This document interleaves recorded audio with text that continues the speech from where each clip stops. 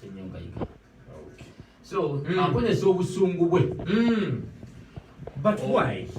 Maybe because they have had wrangles for some time. Abamu beita Senyonga, I don't know who P2 is or who P5 is. Bilimu ne P. Aha.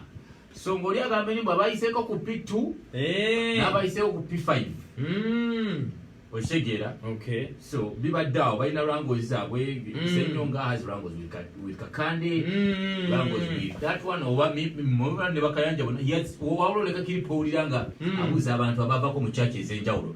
Yavake wagundo. Mbedambira ba social media. Remember the first time they said it Iga afudde. Senyonga yavayo mu church ye. Nagamba. Ono yebise. Leira. Simanyo ba yebise something like that. In other words, you would get scared of getting into church, my friend. Into those churches abantu bevumira ebigambo kugamba ne webuza omusajja because abantu abasinga kyabasinga okumwewunyako atakusinga zijja zino. It is not necessary. Takuwulira uba taliwo kuddamu omuntu gw'atakinga ye taliwo kuddamu. So you told me that Senyonga yaise press conference. Just okwogera omugenzi pastor Iga. Ogenda ku post ye ya Facebook. Even sponsored. Yaraddeko sponsorship. Okusponsoringa gundi press conference. Katambule tuchita selfness tuchita kweteka musente. Ebigambo byayogera bibino. Omubayizi obutafa siri muna yafa ekirwadde ekibatumuse siri mukwaba akoze eki compoundinze tulina n'omwana omu bamuyita Iga bamuteekako erinnya nga yakazaalibwa olunaku olwasooka mu ddwaliro. Iga yamwegaana omukyala najja n'agamba nti waki kanguwe ssente osirike n'ebirala bwe bityo omwana gyali sobola okumubalaga tumulabirira n'omulabirira kaakati kubanga maama we yagenda yafa siriimu. Mama we ngana bakufa siriimu yagenda n'asaba basaba mukebere n'Iga ne bamukebera siriimu nga mwali yowalira nga mwali n'omukyala nga mwali kirungi nti omwana kiralina siriimu. Obwo buba bukyayi kiba kiki? I don't understand. Ate ekisooka obukulu mu kintu byemmanyi ebitono. Mentioning names of people bakira stigmatization. People with illnesses. Yeah. Gama nolete entiisa eyo kati n'omwana gwa mentioninze. Musumba alinganga naye ebintu bino atabimanya alinganga takola counseling. Ate nga yakulira bweru. Osegeera yakulira bweru. Mbu America. Towulidde Mondo bwe yagamba. Akamondo nkakubire waka yagendako ebweru. Wali ogenda ebweru n'okkulirayo. Mbu yakulira bweru. Mbu anyway. Kati ekyo kyonna kati erinnya ly'omwana lya mentioninze. Omanyi ekikola Katonda muggulu. Erinnya lya maama byonna alinganga kituufu asobola okwogera nga bw'ayagala. Naye toyogera ku bulwadde bwa muntu. You know, tovaayo se henulina kansa. Kansa ya museke okitegedde ekyo. Doesn't feel right. Okujjako nga Henry yavaayo mu lwatu n'agamba nze nyina kansa. Say like feel bongere lutaya. And other people were supercharger. You okay to say maybe yafudde bulwadde wabanga afudde. Okitegedde. N'omuntu nga tanavaayo n'ayogera butomanya kituufu nti wayinza okuba byayogera oluusi bipiramu amazima naye engeri gy'ointroduces ensonga yo. Abantu abasinga bavuddeyo ne bamukondeminga of course almost each and every pastor. Naye eyasinze omukuba emisumaali ye Pastor Mondo and of course among many things bibino ebimu byayogedde. Abantu tebakera ku makyango omuntu afudde n'oyogera ebigambo bifaananako ebityo. Kitiisa n'okutiisa. Simanyi mutabani we ngeri gye boogeramu oluzungu ndowooza ate nga bakulidde mu America tebajja kubifaako naye mu maaso eyo gye tulaga history will judge him. Omuntu bw'afa wano mu Buganda ng'akuyita Senyonga n'omulwadde nga mulwadde tebamwogerako naye Senyonga toswaza kika kye kyokka naye n'abaana bo naye nkungabiri muntu yenna amanyi Yesu amanyi okusonyibwa kwa Mukama okwagala kwa Katonda ekisa kya Katonda biwala ba Senyonga amubuula mudduke kubanga kati takyali Senyonga bamita Senyomo. Akyuse ekyokubi twakizudde nti omwami ono gwe tuyita Senyonga si musajja Muganda musajja mufumbira musajja mutwa abantu abali abamuti bw'omutula siteja ye ebirowoozo bye entegeera ye tolina buyinza bwogera ku muntu yalwadde siriimu nga toli musawo kimenya amateeka. It is wrong nebanga muntu mulwadde wa siriimu. It is wrong. Yes, it is wrong. Naye luno lunaggwa lutya ebiso naye nga biwagadde nnyo. It is also wrong okubeera tribalism. Tribalistic. Nakyo kikyamu.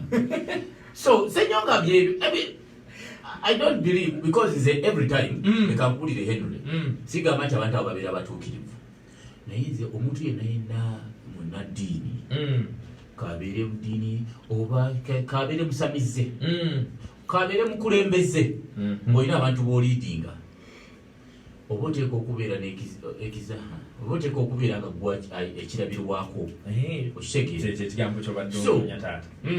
Ebintu ebyo byonna sikitegeera balina empalana kituufu abadde n'empalana zaabwe naye tekakati okuwala n'omufu. It is immaturity, it is immoral, it is bad, it is hatred, it is not leading by example, it is everything wrong about it. Munno yafudde, yes, people die all the time. Ate fe abadde fe banyumira ffe nga comedian waffe nga fe atunyumira ishegera. Okay, speaking about comedy, omumiri yavudde yagenze Kawala ew'omugenzi ku church n'asalakawo mu kitundu. This is the day what day 3 nga abantu babwaga yagenzeyo ggulo kingamba leero lwakumeka leero sinaku lwakusatu bamuleta ku Monday. Yes, ennaku 5 zateeka okubeera ku church ye. So this is the 4th day, Monday, Tuesday, Wednesday, Thursday. Monday, Tuesday, Wednesday, Olwokuna. Promotio. Obadde olinze njogere. Stupid. So omumiri yazzenga abantu bawaga Lord Mayor. Omumiri yayogedde naye mu bye yayogedde. Lord Mayor yagambye nti amawulire gamutukako saa 11 ez'okumakya ng'azuukusa okusaba. Ne ngamba kyekikwewunyisa omumiri saa 11 ez'okumakya ng'asaba. Gasabira kahwaini oba kasigadde ekitera okuzuukuka okusaba. Abakatuliki n'abasiraamu bazuuka nnyo okusaba. Omumiri muki mukatuliki. You know audio oyinza olowooza bigambo byange. This is what Chameleon said.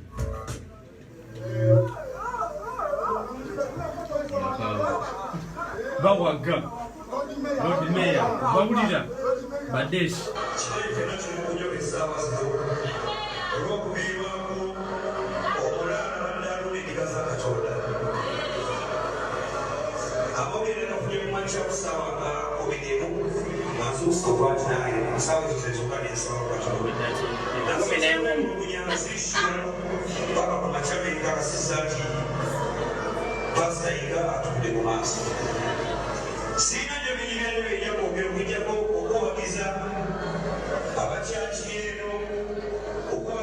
nebirala. The speech went on and on. Nze nkyali mu kutya bulani. Omanyi gwendi gye bamutwala Kamili we yafuuka kuba n'omusiraamu bamutwala mu kigo. Maama yamukiba n'amutwala mu kigo n'amugamba Miliyano ani yakusiramu mbuzi ani yali yamusiramu miliyoni yawaabira buli yamusiramu aluna mu biru bulesiise kamate maama n'agenda ng'alumba omu ku omu ng'akuba mpi. I think background yaabwe eriso bali nnyo mu katuliki obwo. Kamili yatandise ddi okusaba saa 11 ez'okumakya? Si kizibu kati ye bakasaba meka gwe bagaba bale yadde teyebase nakwebaka. Si kizibu okusaba omanya okusaba okusaba tekulinako abantu abasaba oyinza okubeera owunyanga mu balowooza abasaba babeera mu birala mu ssaawa z'okusaba kitegedde gweyinza okuddaawo ng'olowooza abasaba naye nga bali mu birala nsula ashirafu bwati nolabanga omusajja ajja kusaba naye ng'abeera mu birala kwessaawa so it is okay. That aside, ekiri ye Kawala omumiri yabaddeyo kati omanyi very many people have come from different walks of life nga bazze okukungubaya kati Hassan Ndugu mujjukira ono yayimba kana akayimba bintu bizibu eyo yali tuni mbiri yanuse yakubye ghetto youth yakubye ghetto youth pants yabadde akatuuka bw'ava Masaka ebamutunuzaamu kamera we bati nabirabye ku TV yawo so nga tebanaanamubuuza kibuzo kisooka ne wabaawo akayaya akamuyiikirizaawo yakabikulidde ziri ez'e Masaka embi left right center kira kavideo tunakalaba yakubye ebikonde lwaki amukuba omusajja yavudde Masaka yalinye amatooke kujja mu kibuga kambuze yajjidde ku kibuga haso linnya embaawo yabadde Masaka maybe yadde agenze kuyimba yali Masaka mu kyalo covid gye yamusibire ekirabika ukyomanya aso kati nalinye gundi ey'ente y'amatooke ey'embaawo n'atuuka ekawala enduganga yali mulambo z'ettaka ejjuze alina sente zeyakuba ku bantu abo ukyomanya singa yadde ne sente ekikonde tekyandimyosa kati kambuze obusungu wadde obusungu bwakumanyira musungu kumanyira ye nga ye yamugamba yonna bye nga muyigiriza essomo omugobe bakubye endiga kati kambuze olwamulabe bwati namubuuzabuuzaawo yabadde atuuse ne barecognize kati ono siye Hassan Ndugwa bannange kamera ne zimutunulamu kati kageto yusoba ne kamusika akamugjayo kadde kamugjayo fege maye olusi banywa sigala omunene nga tebuzoba kadde kajjeyawo ekijja omuswaza yakakubye ebikonde ne bamutwala eri ku kituuti gye yamwekuulidde kyoba omanya kyabadde buladde kikonde kyatabuse ngenda kakusindikira ka video gwe anyway stress zibaawo kukunyime naye ngadde olunaku olunalumira mu lwokutaano atooza kyekikonde ekyo kikeesi abaddewo ebikonde byabaddeyo mu background eyo ndoze byabannamwandu bakati ebyabannamwandu naye bamutuliza dda ku Sloan oli gwolabye mpozi bamuyitani bujingo jingo yono omukyakwata kamera jingo oterera gwe bamutuziza dda ku Sloan nedamulabe ne lwingi oba yawasizaawa oba yeyo lingi gye tubadde tunoonya kirabika eyo lingi yaffe bulijjo eriseba eriko ekitwe omusajja ateekwa ojja okutunuza mu bwati nekulaba ne bawumeme naye kasa nabbi omukazi bwali nabbi omukazi bwabanga walajja mutwale South Africa waliyo amaanyi. So apparently Pastor is going to be buried in they said it was going to be a week sinjo ninaku 5 okugaawo ne bamala bamuziika so eyo mukyalo waabwe bagambye ate kumpi nekanisa bagenda muzika ku kanisa kumpi simanyi kereziya simanyi kumpi nekanisa simanyi maama we bamuziika maama we bamuziika yes naye obandi oba alinanye kereziya something like that. We'll keep you posted. We'll tell you what Agwan Kapakat has a new song. What will it do? Have you watched the video? She sent me a link, but is it for you? What do you mean? The limba lyrical for you or something? No, the name of the song is You Guy. You Guy. It sounds like this. Kapakat, the one and him. Don't use that last.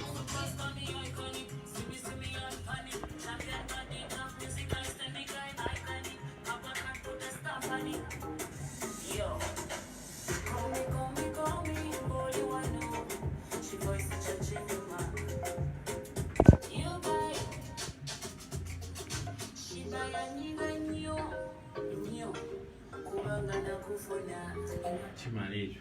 Unomwana agenda yimbadde ennyimba nga tayimbe ku Shiba oba Vinga. Tutambuze. Olulimba lw'empozi lulimu erinnya lya Shiba. Bw'abanga si Shiba, Vinga. Bayagala okukwatira kabalala yabesonyiwa. Okay. Abalala amanya gakugira mu. What has caught my attention ku luyimba luno? Ye video. Ayina ka boys ge yakozeseza mu video. Yadinga sente meka mukulaba. Ange yaliko Yes. Yasembayo yali ya mwenda kitundu emitwalo. Ya dola? Mwenda kitundu gumu 2.35 sanzu mnana mwenda understand ya mwenda kitundu. Kati we yaba understand we banga yali ya mwenda kitundu. Actually yali ya sorry. Yali oliba mu transport. Ajokwata. Nengwa. Most hit. Understand the video nga yali nungi nawe timo. Yayambada ngoja square. Do you understand? Kwenye filmu za gently gali kugu. Yo kapati yateka amatitu ali mu covid. Yasedde muki. Tiyateka mu. Ne no gambia milioni 2. Obo gambia yali ya mwenda. Yali Emitwalo. amanda because guy just reported n'amugobera ne kamera. Yadde yankumi 5. Naye ndoza kapa yagala kutradinga nga Vix- mu Jamaica. It doesn't matter how the video looks Vix bamuwadde eki Rolex. as long as the message. Or maybe kanafuna naye nze nsuubira yeyo character ye. Just nti ekifaananyi kale kyabaafaako maybe afe ku kifaananyi. Print ya video. Print ya video. Ebirala comedy we don't care because that is kapakati. Okay. Naye amajja you know, in the industry Tunuulira ka boys engeri gye yakasqueezinzemu awo namba omwana ono yeyagalidde Kampala bannange squeezing bulenzi yasqueezinze ka boys kali awo kaha obadde omanyi ki men's yasqueezinze ka boys ogambye leero lwakumeka lero lwakuna mu luzungu baluyita bati baako oyagala nkyogere baluyita batya gwekyogere Thursday nedda gwe yogere Thursday